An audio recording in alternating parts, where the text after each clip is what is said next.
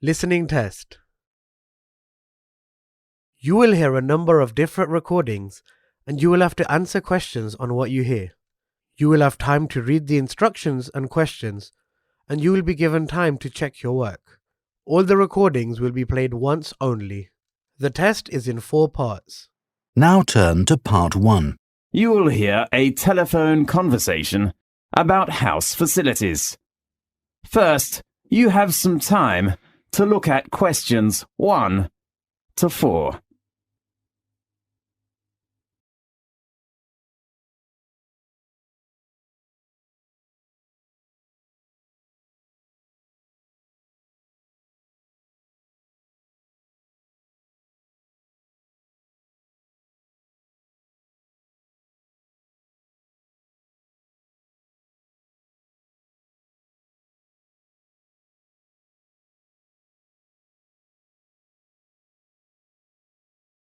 You will see there is an example that has been done for you.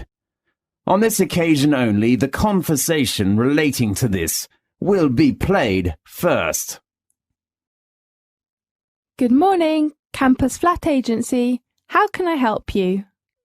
Good morning. I'm ringing to complain about problems with my flat's facilities. Fine. May I take down your details first? The reason for dialing is to complain. So complain has been written in the space. Now we shall begin. You should answer the questions as you listen, because you will not hear the recording a second time. Listen carefully and answer questions 1 to 4. Good morning, Campus Flat Agency. How can I help you? Good morning. I'm ringing to complain about problems with my flat's facilities. Fine. May I take down your details first? Yes. What's your name? Kevin Green. Okay, Kevin. And your address? I live in International House in the South area. Your room number? My room number is 16C. On which floor? The 3rd floor. Okay, 3rd floor, room 16C. Are you a registered student at the university? Yes, I am. What's your registration number? It is KG6037. Okay, what's your faculty? Computer science. How long is your flat lease? I'm not sure. Let me check. It is 1 year. How long have you been in the flat? Just 2 months. Now, look at questions 5 to 10.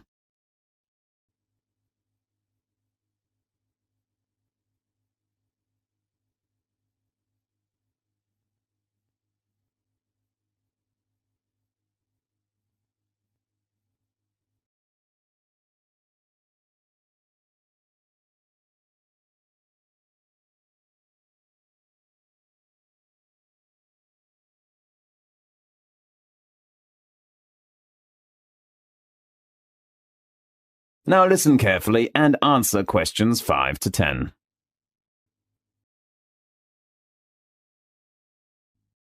Well, what are the problems that you've been having? The first thing is the bathroom tap.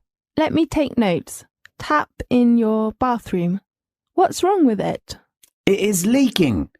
I'd really hope to get that replaced right now. Okay, how about this afternoon? That's great. Anything else? The next one is the stove in the kitchen. What's the trouble with it? You know, the stove is not a new one when we moved into the flat. Yes. Does it work? No, the door of the stove is broken. Okay. How about repairing it next week? Fine. And the last point is the problem of the TV set. What's the matter with the TV set? It had no sound from the day before yesterday. Fine. I do hope you can repair it as soon as possible. You know, there will be a very good football match on tomorrow evening. We all hope to watch it. Okay. How about we repair it at the same time as your stove? Great. Anything else? No, just 3 items. OK, we will get a repairman over to you tomorrow afternoon. Are you available at that time? I will return to the flat at about 4 o'clock. So, how about 5 o'clock? Fine. You can contact the repairman if your time will be changed. OK. His phone number is 654 33747. Right. Do you have any questions? Let me think. Yes. How about the repair fee? Usually, the price is at least £5, but you just used 2 months, so we offer free repair. That's so great. Thank you very much. You're welcome. Goodbye. Goodbye. That is the end of part 1. You now have 30 seconds to check your answers.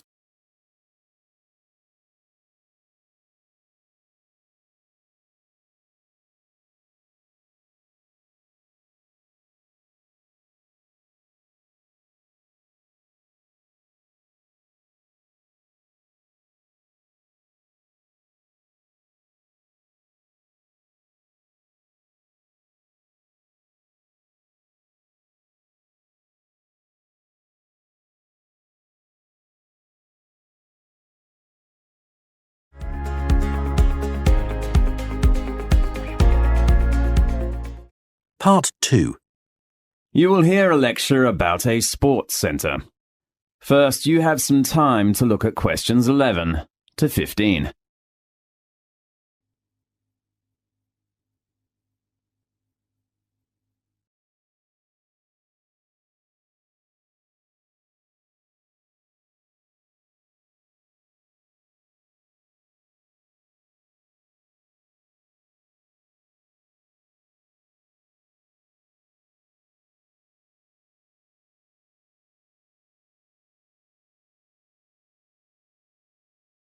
Now, listen carefully and answer questions 11 to 15. Welcome to the Edge Climbing Centre. I'm Jason White, Manager Assistant.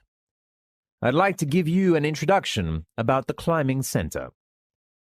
The Edge Climbing Centre was opened in 1994 and reconstructed and doubled its original size in 1998. The Edge is a founder member of the Association of British Climbing Walls and supports the work of the British Mountaineering Council. As you know, climbing is a great activity for keeping fit and healthy. So we aim to provide a climbing experience that is enjoyable, imaginative, and challenging. Let's begin with our facilities. The first one I'd like to introduce you to is the main hall. With over 150 routes, the main hall packs in a huge variety of climbs on featured and flat panels. Our facilities are continuously developing and feature a 13-meter articulated wall that can rotate to minus 45 degrees. Easier routes can be top-roped. Other routes have quick draws in place of the lead climber. We think we have every angle covered. Our bouldering area is one of the best of its kind in the country. A mixture of flat panels and featured walls provide overhanging cracks, flakes, pockets, and corners. There are angles to suit everyone, from the beginner to the most experienced climber. Located just next to our bouldering area is the small warm-up wall. You can climb at an easy standard to get those bones moving. There are lots of big holds and small crimps. In addition, it is also equipped with top ropes that are ideal for demonstrating techniques to novices. Our cafe is a relaxing place to have a rest between climbs with plenty of choice. We sell tea, coffee, and soft drinks, as well as a range of mouth-watering cakes. The Edge has 2 changing areas located on the upper floor. There are also toilets, washing facilities, and lockers. Locker keys are available from reception. Now, look at questions 16 to 20.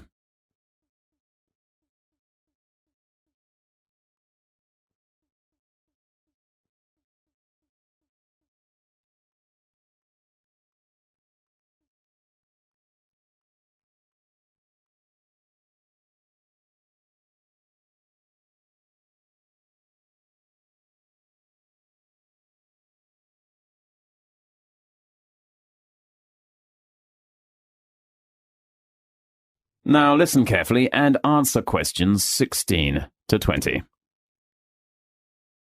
At the Edge, you can pay per visit or save on course fees by becoming a member. We have 3 types of membership. Gold membership is ideal for regular visitors. Our Gold membership packages are available for 6 to 12-month periods. You should pay £18 for half a year and £30 for 1 year. You do not need to pay any course fees. The fee of our 12-month Silver membership package is £20. Climbers have to pay £1 for each course. Both Gold membership and Silver membership is offered to climbers over the age of 18. Meanwhile, younger climbers, aged from 14 to 17, should try the Bronze membership, which is more suitable. It has the same period and price as the Silver membership. We open at 10 a.m. in the morning to 10:30 in the evening, from Monday to Friday. We are open until 8 o'clock in the evening on weekends. Please pay attention. We do not open on bank holidays. We also offer training courses, which are designed for inexperienced climbers on Monday and Wednesday evening. You can choose outdoor course or indoor course, depending on your needs. Usually, the indoor course is suitable for beginners. If you want to know more details about it, please visit our reception. Miss Morris will give you a hand. Thanks for attending the introduction lecture of the Edge Climbing Center. I hope you will enjoy our facilities in the future. That is the end of Part 2. You now have 30 seconds to check your answers to Part 2.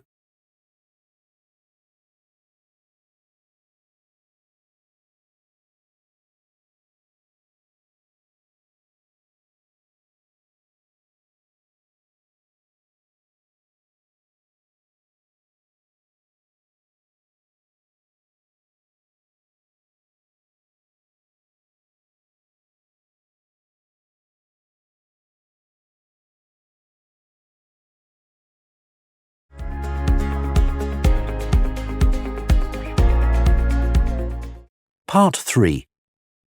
You will hear a lecture about a university library. First, you have some time to look at questions 21 to 25.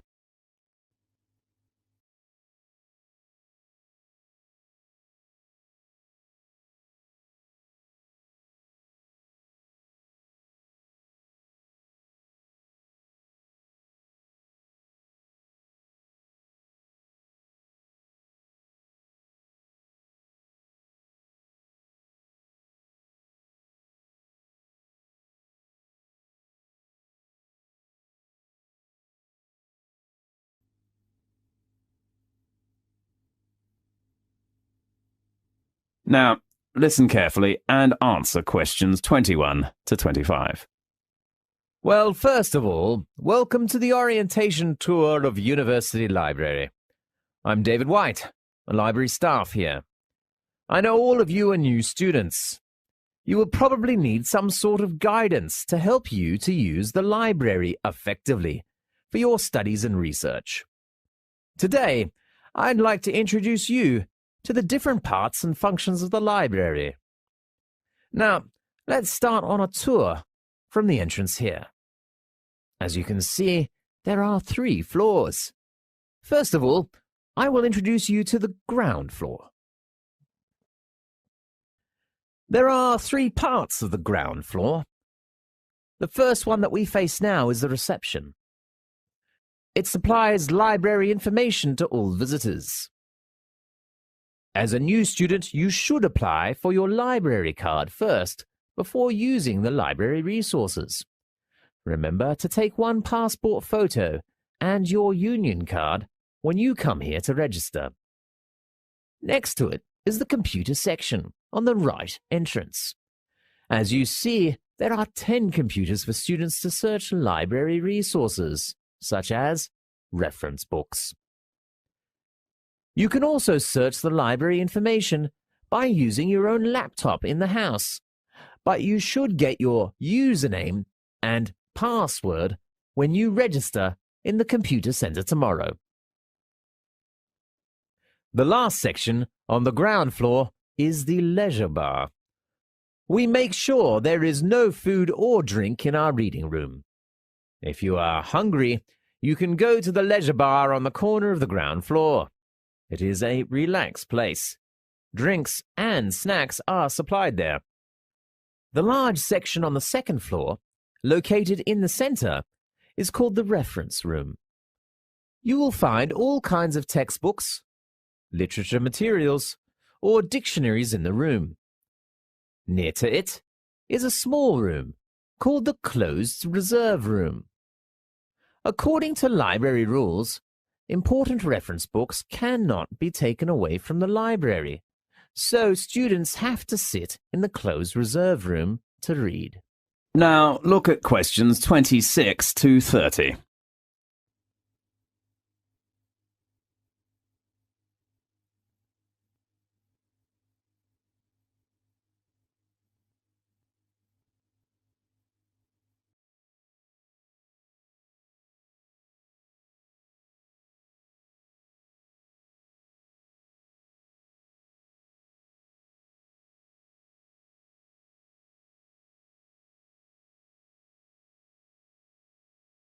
Now listen to the tape and answer the questions 26 to 30.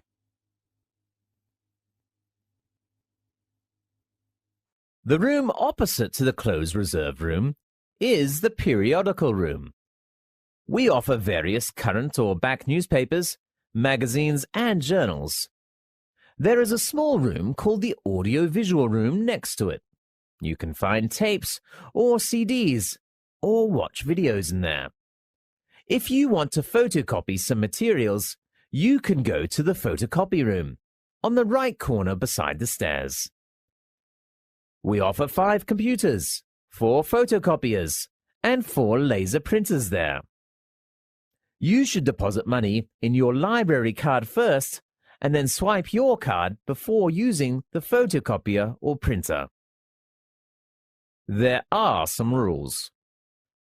The first rule is that we do not accept coins. The second rule is to limit your session to half an hour at a time when the photocopier is busy or the printer is busy. The last important rule is that please do not start printing less than 10 minutes before the library closes. The reading room and meeting room are both located on the top floor. Now, we are in the big reading room with a glass roof. As you see, it is very bright and quiet in here. You can read books while enjoying the sunshine. The last section I wish to introduce to you is the conference room. There are some different size rooms with a round work table and multimedia equipment for teachers and students to do group work. Okay. Let's talk about some warnings. First of all, you can reserve any reference book if they are on loan, but the available time is only 48 hours. If you cannot come to the reception to take your reserved books, you will miss out. Then, if your book is recalled by the library, you have to return it within 7 working days. Otherwise, the book is overdue, and you will have to pay a fine. The other thing is your library card. All records of using library resources are in your card. I hope you can keep your card safely. Especially, do not leave it in your student locker. If you lose it, please come to our reception to report the loss and apply for a new one in order to avoid further trouble. Good. Well, that's the end of the tour of the library. You can look around for yourselves now, and if you have any questions, please ask the advisor at the reception. That is the end of Part 3. You now have 30 seconds to check your answers to Part 3.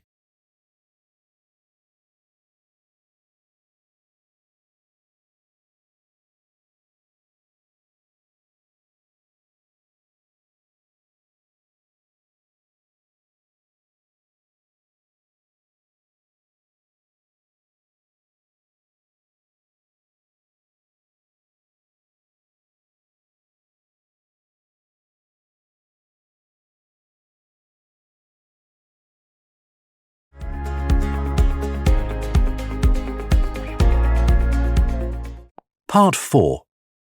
You will hear a lecture about British holidays. First, you have some time to look at questions 31 to 40.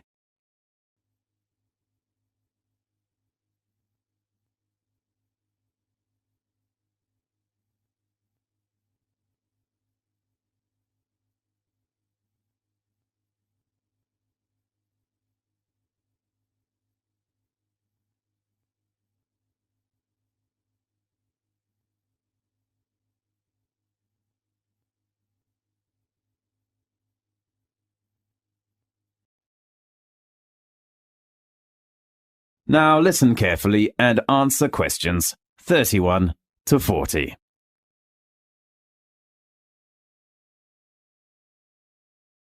British celebrate many religious, historical, social, and cultural holidays throughout the year. Some holidays marked on calendar are celebrated throughout the country. Others are based on local customs and traditions which reflect the variety of experience in different regions. Britain remains mainly a Christian nation, but most Britons do not go to church regularly or engage in Christian worship. Because of immigration and changing beliefs, most of the world's religions are practiced in Britain, such as Hindu, Judaism, Muslim faith, and the Sikh. Christmas is the biggest and best-loved British holiday. While Christmas has a Christian meaning, it commemorates the birth of Jesus Christ. People usually celebrate Christmas by decorating homes and workplaces with colored lights and Christmas trees and ornaments and exchanging gifts. There are 3 traditional Christmas activities in Britain. One is the Christmas pantomime, a comical musical play. Another British Christmas tradition is to hear the Queen give her Christmas speech over television and radio.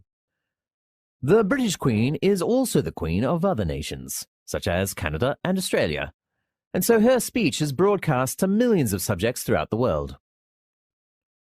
The third British Christmas tradition, which is also celebrated in countries with British heritage, is Boxing Day, which falls on the day after Christmas.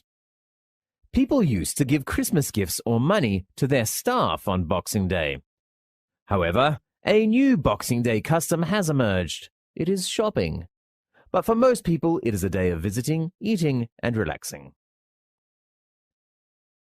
For churchgoers, the biggest holiday is Easter, not Christmas. It is the most important Christian festival in Britain. Easter commemorates the crucifixion and resurrection of Jesus Christ. Easter is in the spring when universities and schools are closed for breaks. During the Easter period, Christians attend many church services and charity activities. Easter eggs are the main symbol of Easter. As time goes on, nowadays, people give each other chocolate or candy for Easter. There are some local festivals and holidays in England, Wales, Northern Ireland, and Scotland. People can know about the different culture and customs of the 4 nations of the United Kingdom. Many festivals and customs have been invented, adopted, and used to serve political or religious functions in times of conflict.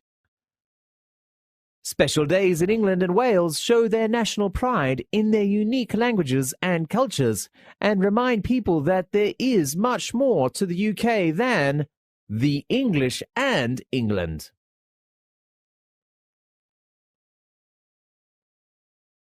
One truly English holiday in England is called Bonfire Night, celebrated in early November. English people celebrate this event in the traditional way.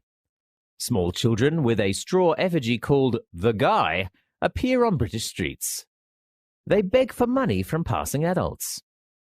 They buy lots of fireworks to set off on Bonfire Night.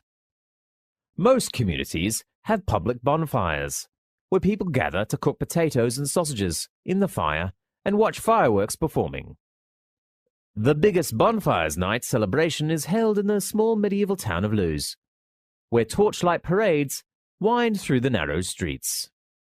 Northern Irish Catholics celebrate the birthday of the patron saint of Ireland, St. Patrick, on the 17th of March of each year. Patrick was a Catholic bishop who lived in the 5th century and is thought to have brought Christianity to Ireland. He lived in Great Britain, but was captured by Irish raiders and became a slave at the age of 16. He eventually escaped and returned to Britain. However, he accepted the invitation of the Irish and returned to Ireland to begin his successful missionary career. Most British people welcome the coming of the new year. In Scotland, New Year's Eve is called Hogmanay. It is on the 31st of December and is the major winter celebration.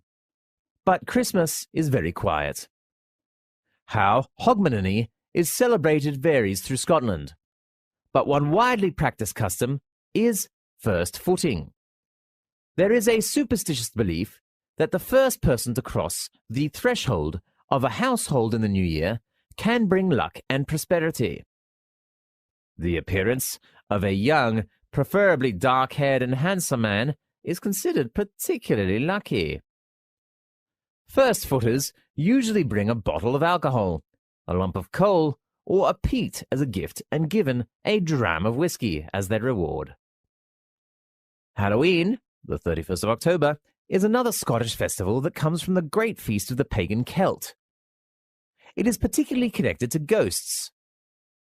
At parties, people dress up in strange costumes and pretend that they are witches. They cut horrible faces in pumpkins and put a candle inside which shines through the eyes. Children dressed in white sheets knock on doors at Halloween and ask if you would like a trick-or-treat. Usually hosts give them something nice, such as coins or candy. Otherwise, they make lots of noise at the front door. Wales has some of the oldest and richest literary, musical, and poetic traditions in Europe. The most famous festival in Wales is the Eisteddfod. In each August, Welsh people hold a large Eisteddfod to remind people that Wales has had a very special cultural heritage. The highlight of the festival is to crown the 2 bards who have written the best poems of the festival. Nowadays, the Eisteddfod is the largest popular festival of music, making poetry and writing in Europe. The British calendar is full of holidays and festivals which show the different cultures and histories of the people who make up Britain. Such holidays and festivals not only remind people of how cultures change and influence each other, but also give people a chance to share in the rich cultural heritage of the United Kingdom. That is the end of part 4. You now have half a minute to check your answers.